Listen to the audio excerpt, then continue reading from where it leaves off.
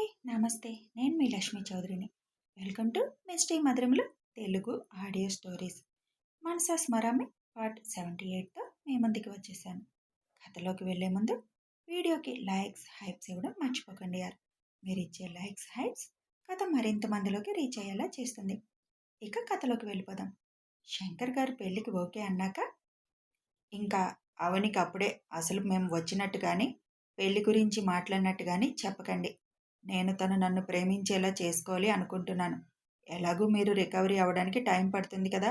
ఈలోపు నా ప్రయత్నాలేవో నేను చేసుకుంటాను. ఒక 2 నెలలు ఆగండి. తనకి చెప్పకండి. అసలే పెళ్ళొద్దు అంది. ఇప్పుడు బాస్ నన్ను ఇష్టపడుతున్నారు అంటే ఉద్యోగం మానేసి వెళ్ళిపోవడానికి కూడా రెడీ అవుతుంది. మీరు బలవంతంగా ఒప్పించినట్లు కాకుండా తనంతట తాను పెళ్లికి ఒప్పుకునేలా చేయాలి నేను అని చెబుతాడు అభి. అది నిజమే మనవడా. మేమేమీ చెప్పం. నువ్వు కొన్నాళ్ళు నా మనవరాలకి ప్రేమ పాఠాలు నేర్పు. ఎప్పుడు చూడు నా వయసు వాళ్ళు మాట్లాడినట్టు వేదాంతం మాట్లాడుతుంది అని అంటారు అను. ఆ మాటకి అందరూ నవ్వుతారు. అవనికి మీ ఇద్దరు పోలికలు రాలేదు, ఎవరి వచ్చాయి అని అడుగుతారు ధనుగారు. అది వినగానే శంకర్, అను, పార్వతి గారు వాళ్ళు తడబడుతూ, అది మా అత్తగారు అలాగే ఉండేవారు, ఆవిడ పోలికలు వచ్చాయి అని చెబుతారు అనుగారు. ఓహ్ అని అంటారు ధనుగారు. ఏమనుకోకండి అడిగాను అని అంటారు. పర్లేదు, అందరూ అలాగే అడుగుతారు అని అంటారు అనుగారు. సరే, ఇంక మేం వెళ్తాం అని లేస్తారు హర్ష గారు. భోజనం చేసి వెళ్దురు అని అడుగుతారు అను. ఇప్పుడు కాదులేండి, ఇంక బంధువులమయ్యాం కదా, వస్తూనే ఉంటాం. ముందు అవని పెళ్లికి ఒప్పుకోవాలి కదా అని అంటారు హర్ష. నా మనవడు ప్రయత్నం చేయడం, అవని ఒప్పుకోకపోవడమా? తొందరలోనే నాకు పెళ్లి చేయండి అని తను అడిగేలా చేయాలి మనవడా అని అంటారు అను. అలాగే అమ్మమ్మ అని అందరికీ చెప్పి బయటికి వస్తారు. వాళ్ళతో పార్వతి, అను గారు కూడా కింద వరకు వస్తారు. మనవడా, నీ ఫోన్ నెంబర్ నాకు ఇవ్వు. అప్డేట్స్ తెలుసుకోవడానికి మన ఇద్దరికీ కనెక్షన్ ఉండాలి కదా అని ఆవిడ ఫోన్ ఇస్తారు అభికి నెంబర్ ఫీడ్ చేయమని. అభి నవ్వుకుంటూ నెంబర్ ఫీడ్ చేసి, జాగ్రత్త, చూస్తే నీ మనవరాలు మిమ్మల్ని ఈ నెంబర్ ఎక్కడదని బుర్ర తింటుంది. హహా, అలాగే మనవడా, జాగ్రత్తగా ఉంటానులే అని తొందరగా దానిలో అన్ని గ్రంథులు నిద్రలేచేలా చేయి మనవడా. ఇప్పుడు పాపం నువ్వింకా ఆఫీస్కి రాలేదని కళ్ళల్లో ఒత్తులు వేసుకొని మరీ ఎదురు చూస్తూ ఉంటుంది. తొందరగా వెళ్ళి దర్శనమివ్వు అని కన్ను కొడతారు అను. అమ్మమ్మ, మీరెంత ఫాస్ట్గా ఉన్నారు. మీ మనవరాలికి అసలు అందులో సగం కూడా లేదు యాక్టివ్నెస్ అంటాడు అభి. ఎందుకు లేదు బాబు, ఎంత అల్లరి చేసేదో వాళ్ళ నాన్నతో కలిసి. వాడు మంచాన పడడం అది డల్ అయిపోయింది. నేను ముసలిదాన్ని, వాళ్ళమ్మ ఏది తట్టుకోలేదు. తమ్ముడప్పుడు 5 ఏళ్ళు, ఒక పక్క తండ్రిని, ఇంకో పక్క మా ముగ్గురిని 17 ఏళ్ల వయసులో బాధ్యత తీసుకొని చూసుకోవడం స్టార్ట్ చేసింది. అప్పటినుంచి తన అల్లరి మాయమైపోయింది. చదువుకుంటూ సంపాదన కూడా మొదలుపెట్టింది. దేవుడి దయ వల్ల, నా కొడుకు ముందు చూపు వల్ల పెద్దగా డబ్బుకు లోటు రాలేదు. కానీ కూర్చొని తింటే కొండలైనా కరిగిపోతాయని నానుడి ఉంది కదా, అందుకే తన పిల్లలకి ప్రైవేట్ చెప్పడం స్టార్ట్ చేసింది. ఏదో ఒక అవసరానికి వస్తాయని. అలా పెద్దరికం వచ్చేసింది. లేదంటే దానికి కోతికి తేడా ఉండేది కాదు అని కళ్ళు ఒత్తుకుంటూ చెబుతారు అను. బాధపడకమ్మమ్మా, నీ మనవరాళ్ళ అల్లరంతా నేను బయటికి తెస్తాను. అసలు తన మనసులో ఏముందో తెలుసుకుంటాను అని అంటాడు అభి. అభి నుదురు మీద ముద్దు పెట్టి, చాలా సంతోషంగా ఉంది బాబు అంటారు. సుచిత్ర గారు, సరే అమ్మా, ఇంక వెళ్తాం అని చెప్పి వెళ్ళిపోతారు.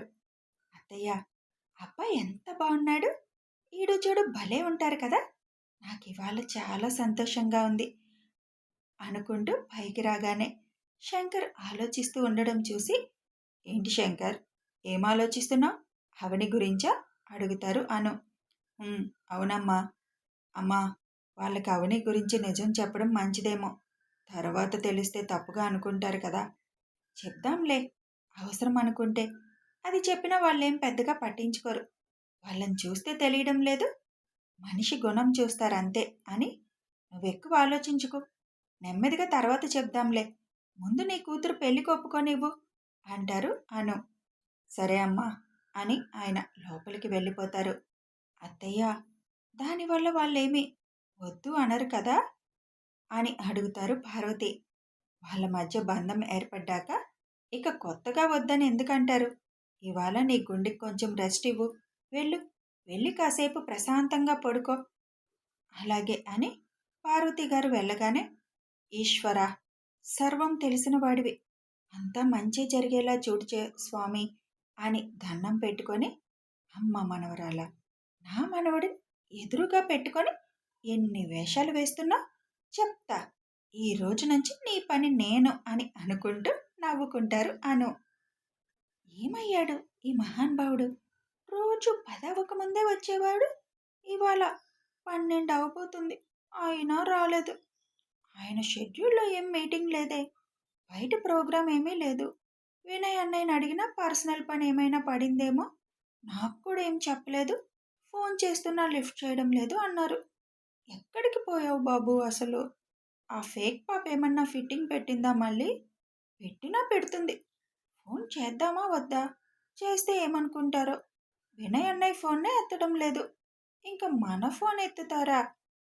నిన్ను చూడాలని నేనొస్తే నువ్వు నాకు హ్యాండ్ ఇవ్వడం ఏమన్నా న్యాయంగా ఉందా అబ్బాయి అని డోర్ వైపే చూస్తూ ఉంటుంది అవని.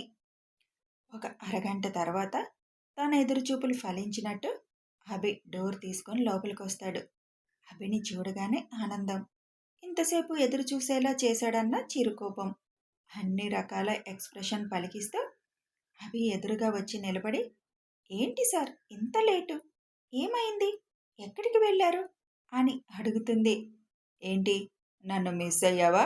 అంతగా కాసేపు కూడా చూడకుండా ఉండలేకపోయావా అని అల్లరిగా నవ్వుతూ కళ్ళెగరేస్తూ అడుగుతాడు అభి. ఆ మాటకి ఏం చెప్పాలో తెలియక అభిని చూస్తూ ఉంటుంది. అవని చెయ్యి పట్టి దగ్గరికి లాగి హత్తుకుంటాడు అభి. అభి అలా సడన్గా లాగి హత్తుకునేసరికి అవని ముందు షాక్ అయినా తను కూడా చాలా మిస్ అయిన ఫీలింగ్ రావడంతో అభి చుట్టూ తన చేతులు చుడుతుంది. అది గమనించిన అభి, పర్లేదు, పాపలో అమ్మమ్మ అన్నట్టు మార్పు వస్తుంది అని అనుకొని అవని తల మీద చిరుముద్దిచ్చి వెంటనే తనని దూరం జరుపుతాడు.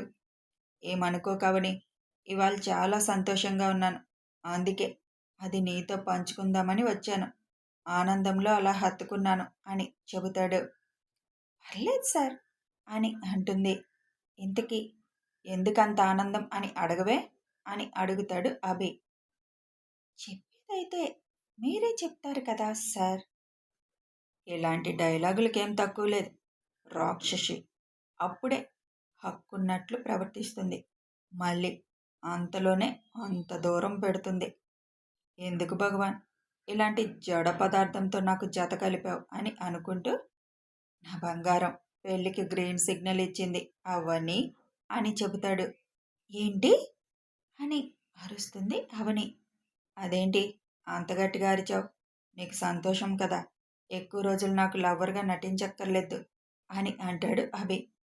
దానికి అవని మొహం ముడుచుకుంటుంది.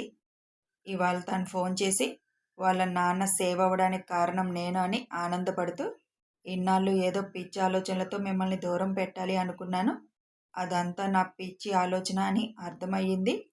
నేను ఇంకో 2 నెలల్లో ఇండియా వస్తున్నాను, రాగానే మిమ్మల్ని మీట్ అవుతాను, మనం పెళ్లి చేసుకుందాము అని అంది. ఐఎమ్ సో హ్యాపీ అవని అని అవనిని మళ్ళీ హత్తుకొని, నువ్వు నా లవర్గా నటించగానే నా ప్రేమ సక్సెస్ అయ్యింది, నువ్వు నా లక్కీ చార్మ్ అవని అని అవని నుదుటి మీద ముద్దు పెట్టి వదిలి వెళ్ళి తన చైర్లో కూర్చుంటాడు. అసలేమీ అర్థం కావడం లేదు. అభి పెళ్లికి గ్రీన్ సిగ్నల్ ఇచ్చింది అన్న దగ్గరే అవని మైండ్ ఆగిపోయింది. తర్వాత అభి చెప్పిందంతా బొమ్మలాగే ఉండి విన్నది. ఇదేంటి ఎంత ఫాస్ట్గా ఉంది? వండకి ఏం చేస్తుంది? అందరూ నాలాగా ఉంటారా? ఎంత నటిస్తుంది అసలు? ఇప్పుడు పెళ్ళికి కూడా రెడీ అయిపోయిందా? నేనది ఎలా అయినా ఆపుతాను. ఆ ఫేక్ పాపను అసలు అభి సార్ జీవితంలోకి రానివ్వను అని అనుకుంటూ తన చైర్లో కూర్చొని, ఎలా ఆ ఫేక్ పాప ఫోన్ నెంబర్ పట్టడం అని బుర్ర బద్దలయ్యేలా ఆలోచన మొదలుపెట్టింది. ఇదంతా గమనిస్తున్న అభి నవ్వుకుంటూ ఎలా ఈ పెళ్ళి ఆపాలా అని ఆలోచించి బాగా అనుకుంటూ వర్క్ స్టార్ట్ చేస్తాడు అభి. అవని ఆలోచించి చించి ఎలా అయినా ఇవాళ ఏదో ఒక టైంలో వినయ్ సార్తో మాట్లాడాలి అనుకుంటుంది. ముఖేష్ పంపించిన రౌడీలిద్దరూ హాస్పిటల్కి వచ్చి దాస్ గురించి అడుగుతారు. దాస్ ఇంకా అలాగే ఉన్నాడని, అతనితో పాటు జాయిన్ అయిన ఇంకో అతనికి స్పృహ వచ్చిందని, మిగతా వాళ్ళంతా డిశ్చార్జ్ అయి వెళ్ళిపోయారని చెబుతారు హాస్పిటల్ స్టాఫ్. అందరూ వెళ్ళిపోయారా? స్పృహ వచ్చిన అతన్ని ఒకసారి మీట్ అవ్వాలి. ఎక్కడున్నాడు అతను అని అడుగుతారు. అతను పోలీస్ అండర్లో ఉన్నాడు. ఫస్ట్ ఫ్లోర్లో రూమ్ నెంబర్ 104లో ఉన్నాడు అని చెబుతారు. ఓకే అని ఇద్దరు పైకి వెళ్తారు. అక్కడ ఇద్దరు కానిస్టేబుల్స్ ఉంటారు. వీళ్ళని ఎలా మేనేజ్ చేయాలి? అతన్ని కలిస్తే గాని మనకు ఉపయోగపడతాడా లేదా అని చూడాలి అని అనుకొని ఆ రూమ్ దగ్గరికి వెళ్తారు. అక్కడ ఉన్న కానిస్టేబుల్తో సార్ అతన్ని ఒకసారి కలవాలి అని అడుగుతాడు. ఎవరు మీరు? అతనికి ఏమవుతారు అని అడుగుతాడు కానిస్టేబుల్. తను మాతో పాటు చదువుకున్నాడు సార్. ఇలా జరిగిందని పలకరించి వెళ్దామని వచ్చాం సార్ అని చెబుతాడు అందులో ఒకడు. అవునా అని ఇద్దరినీ చెక్ చేసి ఎక్కువసేపు ఉండకండి అని చెప్పి లోపలికి పంపిస్తాడు కానిస్టేబుల్. లోపలికి వెళ్ళి కళ్ళు మూసుకొని పడుకున్న నవీన్ని చూసి అతనికి ఉన్న కట్లు చూసి వీడేంటన్నా ఇన్ని తన్నులు తిన్నాడు? ఏమోలే మనకెందుకు, మన పని చూసుకొని వెళ్దాం అని అంటాడు ఇంకొకడు. వాళ్ళ అలికిడికి కళ్ళు తెరిచిన నవీన్ వాళ్ళని చూసి ఎవరు మీరు అని అడుగుతాడు. మేం దాస్ బంధువులం, ముంబై నుంచి వచ్చాం. అసలు దాస్కి ఏమైంది, అలా ఎందుకయ్యాడు అని అడుగుతారు. మీకెందుకు చెప్పాలి, మీరెవరో కూడా నాకు తెలీదు అని అంటాడు నవీన్ విసుగ్గా. తెలియడానికి ఏముంది, మనమంతా ఒకే స్కూల్ కదా. మా దాస్కి గతి పట్టించిన వాడి మీద మేము రివెంజ్ తీర్చుకోవాలి కదా, అందుకే అడుగుతున్నాం అని అంటారు. ఏంటి రివెంజ్ తీర్చుకుంటారా? అతనేమైనా సామాన్యుడు అనుకున్నారా? అతని జోలి వెళ్తే మీరింక ముంబై కూడా వెళ్ళరు అని అంటాడు నవీన్. చూడండి, మీకు తెలిస్తే చెప్పండి, లేదంటే లేదు. ఎలా తెలుసుకోవాలి మాకు తెలుసు. మాకు మా బాస్ హెల్ప్ చేస్తాడు. ఆయన ముంబైలో పెద్ద గ్యాంగ్స్టర్. మీరు చెబితే తొందరగా తెలుస్తుంది, లేదంటే కొద్దిగా ఆలస్యమైన మేం కనిపెడతాం అని అంటాడు ఒకడు. వీళ్ళేదో మనకి పనికొచ్చే వాళ్ళలాగా ఉన్నారు. ఆ అభి మీద పగ తీర్చుకోవచ్చు వీళ్ళ సాయంతో, అవ్వనిని నా గుప్పిట్లోకి తీసుకోవచ్చు అని ఆలోచిస్తుంటే ఇతను మనకు ఉపయోగపడేలా లేడురా. పద, టైం దండగా, ఇంకో విధంగా ట్రై చేద్దాం అని వెళ్ళిపోతుంటే పిలుస్తాడు నవీన్. మీరు నిజంగానే దాస్నలా పడుకోబెట్టిన వాడి మీద రివెంజ్ తీర్చుకుంటారా? అతన్ని టచ్ చేయడం ప్రమాదం అంటాడు నవీన్. మా సార్ అంతకంటే డేంజర్. సరే అయితే ఇప్పుడొద్దు, పోలీసులు ఉన్నారు, మనల్ని చూస్తూ ఉంటారు. ఎప్పుడొచ్చినా ఉదయం 9కి రండి, అప్పుడైతే వాళ్ళు టిఫిన్ చేయడానికి పక్కకు వెళ్తారు అని చెబుతాడు నవీన్. సరే 2 రోజుల్లో చూసుకొని వస్తాం అని అక్కడి నుంచి వెళ్ళిపోతారు వాళ్ళు. అభిరామ్, నీ మీద పగ తీర్చుకునే ఛాన్స్ వచ్చింది. నిన్ను, ఆ అవనిని ఇద్దరిని ఏం చేస్తానో చూడండి అని కన్నింగ్ స్మైల్ చేస్తాడు నవీన్. మధ్యాహ్నం లంచ్ టైంకి కోమలి ఒక పెద్ద ట్రాలీ బ్యాగ్ పట్టుకొని అభి వాళ్ళ ఇంటికి వస్తుంది. కోమల్ని చూడగానే చిరాకు వస్తుంది సుచిత్రకి. స్లీవ్లెస్ టాప్, చిన్న స్కర్ట్ వేసుకొని వస్తుంది. చూడు కోమలి, ఇక్కడ ఇలాంటి డ్రెస్సులు వేసుకుంటే ఊరుకోను, వెళ్ళి ముందు డ్రెస్ మార్చు అని ధను గారు అరుస్తారు. నేను ఫ్రెండ్స్తో బయటికి వెళ్ళాను అమ్మమ్మ. అమ్మ టైం అయింది అంటే నేను బయట నుంచే వచ్చాను అని చెబుతుంది కోమలి. సర్లే వెళ్ళి మార్చు అని అంటారు. ట్రాలీ లాక్కొని తీసుకొని ధను గారి రూమ్కి వెళ్తుంది కోమలి.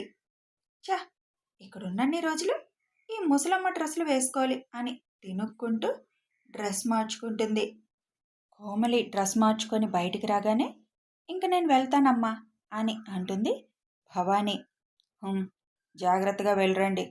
సరే అమ్మా అని వెళ్ళిపోతుంది అవని. కోమలి, మళ్ళీ మళ్ళీ చెప్తున్నాను.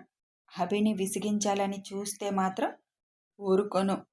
నేనే కాదు, ఈసారి ఏదన్నా తేడా వస్తే అభి మెడ పట్టుకొని బయటికి గెంటుతాడు. అది గుర్తుపెట్టుకొని మసులుకో అని చెబుతారు ధనుగారు.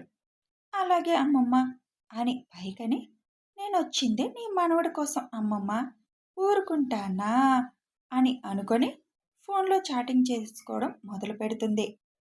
అభి పెళ్ళి అన్న దగ్గర నుంచి మనసులో లేకుండా ఉన్న అవని లంచ్ టైం అయినా అదేమీ పట్టించుకోకుండా ఆలోచిస్తూ కూర్చుంది. అవని దగ్గరకు వచ్చి, ఇది ఇలా ఆలోచిస్తూనే జీవితాంతం బతికేసేలా ఉంది. హలో అవని అని గట్టిగా పిలుస్తాడు. హా సార్ అని ఉలిక్కిపడి లేచి నుంచుంటుంది. కథ కొనసాగుతుంది. మరిప్పుడు ఫేక్ పాప నెంబరు తెలుసుకుంటుందా అవని? ఇక మొన్నటిదాకానేమో ఇద్దరిని కలపండి కలపండి అన్నారు. ఇప్పుడేమో తొందరగా పెళ్లి చేయండి అంటున్నారు. దేనికైనా సమయం రావాలి. ఇక అందరూ అవనితో ఆడుకునే ఆట చూడాలి కదా. వీడియో నచ్చితే లైక్ చేయండి, షేర్ చేయండి, కామెంట్స్ రూపంలో మీ అభిప్రాయం తెలపండి. Thanks for watching.